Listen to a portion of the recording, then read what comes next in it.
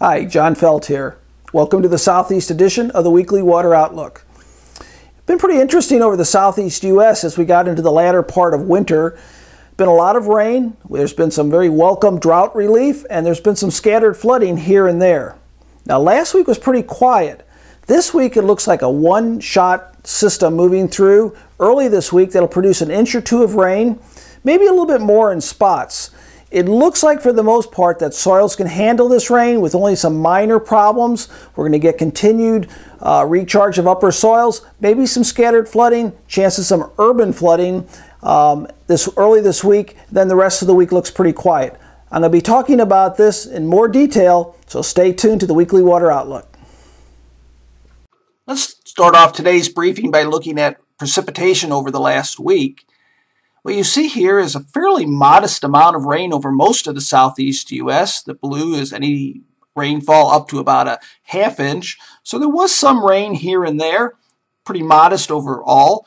The heavier rain extended across Tennessee up into Virginia. Matter of fact, parts of west and northern Virginia, that was in the form of heavy snow, as well as along the higher elevations of the Appalachian Mountains, which was also fairly significant snowfall. Now that area in gray is missing data up in the Ohio Valley. But for most of the region, with the exception of Virginia and parts of Tennessee and higher elevations, rainfall was fairly modest over the last week. Thus, if we look at the southeast U.S. for a percent of normal over the last 7 days, we see most of the region was well below normal for precipitation, and that was quite a change from the last couple of weeks when actually it was above normal over most of the area, especially in that core of drought. Now, I thought I'd take a look at snowfall. If you look closely, you see in Virginia, the western part of the state, where there's snow water equivalents nearing an inch or so in the higher elevations. And if you look closely in pockets of the western Carolinas, there's some pockets of water equivalent for snowfall as well.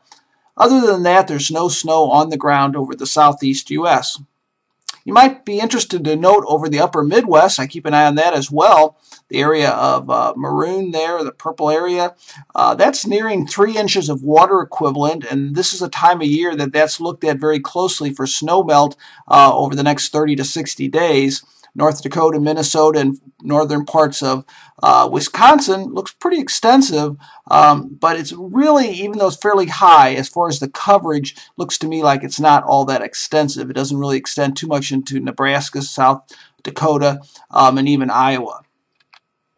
So the drought over the nation, let's take a look at the southeast U.S. in close-up here, and that's really been amazing to me, the changes we've seen in the last 30 days. You might recall the core of drought in Georgia was D3, fairly widespread not all that long ago, and the recent rainfall that fell over parts of Georgia have pretty much eliminated most drought, now just D0, which is dry, to some pockets of D1 and some smaller pockets of D2, but really it's really been brought down quite a bit in February into early part of March. You see now that there's hardly any drought being reported in Mississippi or Alabama. Actually, none in Mississippi. Very, very, very little in Alabama. Nothing in Tennessee. And it's expanded a little bit into the Carolinas. Now, I'll be looking at it very closely in my newsletter and other blogs. Has a drought really ended, or has it just sort of been, sort of put down a bit here? We really need to have continued rainfall as we get into late winter and spring to really eliminate that drought, because I think we're still sort of prone to that. One of the things I'm going to talk about just in a minute here is the difference between upper soil moisture and lower soil moisture and the impact that might have. So I'll talk about that in just a minute.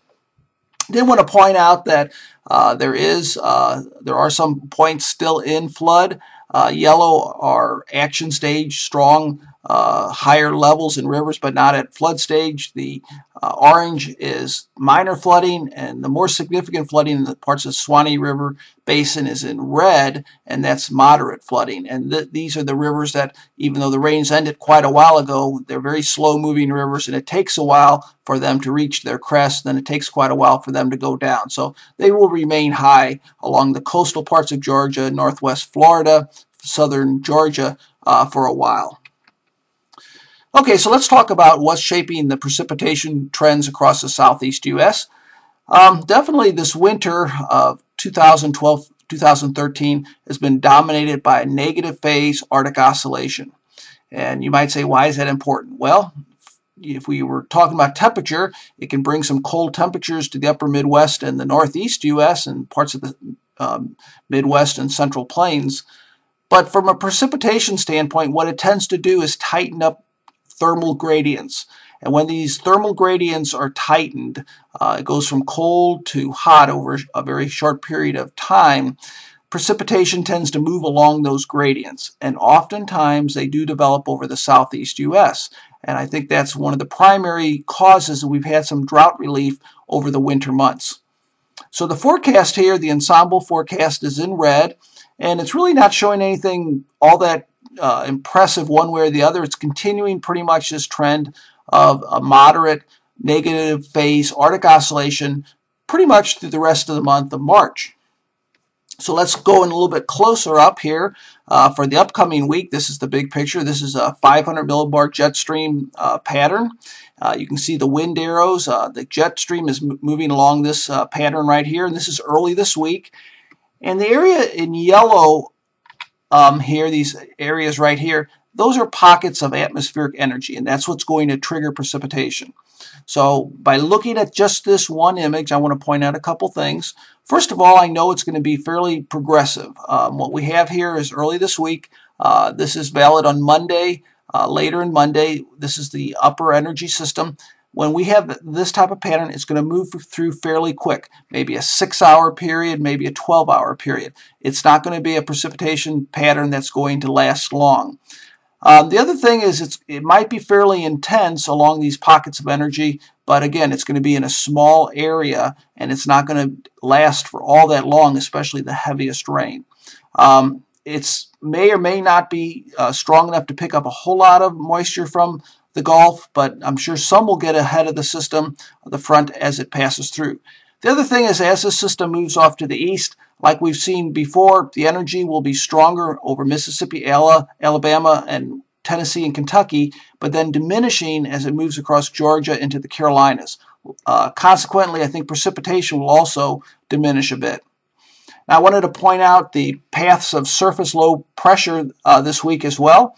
The front that's moving across the southeast U.S. Right now does not have any significant areas of low pressure that would enhance precipitation. And keep in mind that, why is that important? Because if a low develops along that front, it can bring more moisture up into the region.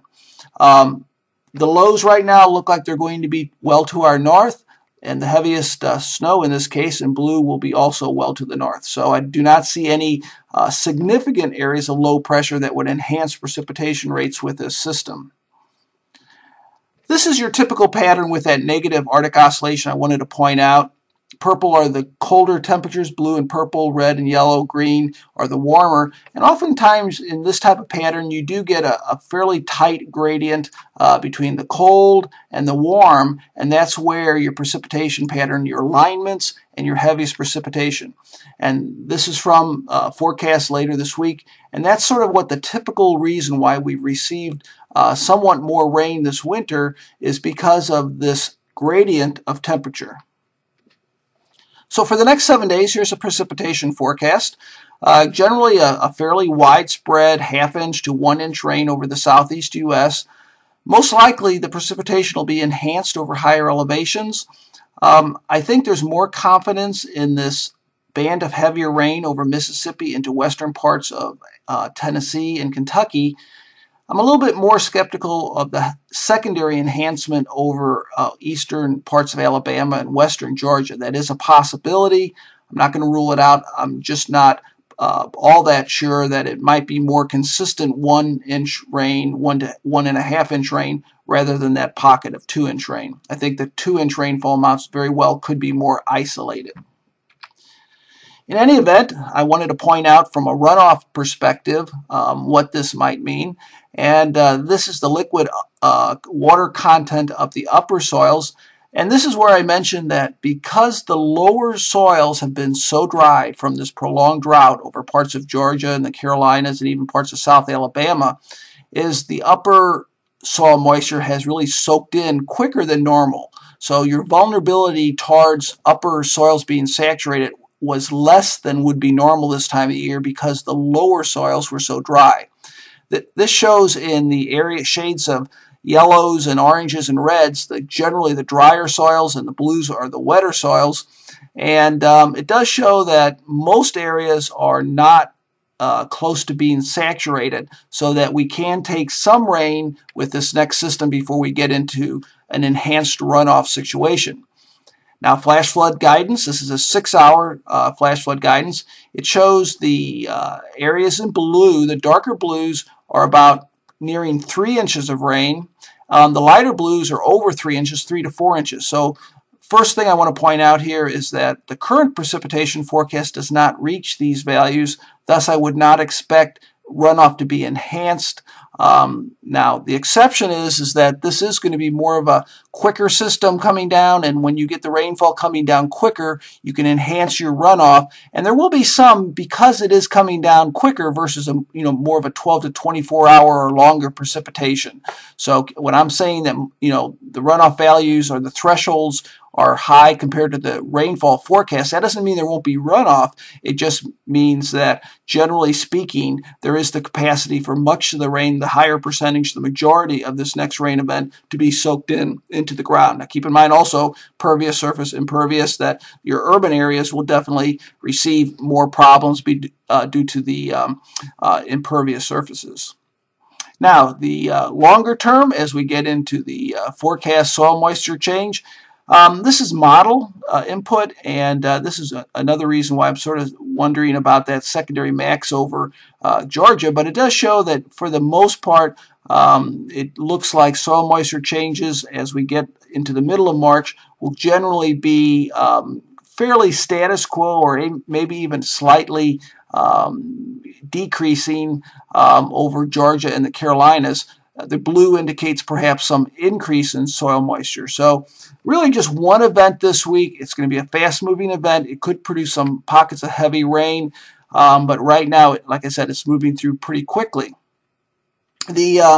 Looking out a little bit further out as we get into mid to late March, the end of the model runs here, this is more late March, I do want to point out that the models are hinting at a more active precipitation pattern from Louisiana across northern parts of Mississippi, Alabama, and then into Tennessee and North Georgia. It's way out there. I just wanted to sort of bring it to your attention that I'm going to be keeping an eye on it. But right now, that can change quite a bit because it's really out there towards the end of the medium range model runs, but I did want to bring it to your attention. So today's takeaway points, a rain event early. It looks like a fairly widespread, maybe 1 inch rainfall average. There will be some pockets of 2 inches, and then just isolated locations a bit more than that. Once that moves through early this week, it looks like the rest of the week should be fairly quiet. And I think generally the soils are going to be able to take this rain with more of the enhanced runoff over the urban areas. So we could have some urban flooding, some flash flooding, and then some localized main stem river flooding. But I think right now it looks like the possibility would be fairly isolated. Now, I will mention that parts of Mississippi, especially the Tombigbee River Basin, could see some significant rises, and I wouldn't be surprised to see some minor flooding on that basin, maybe some other spots, but I don't think this will be a widespread flood event at this time. I will be updating this briefing next week, and I will be covering this rain event most likely through my blog once or twice throughout this week as well. Thank you for listening.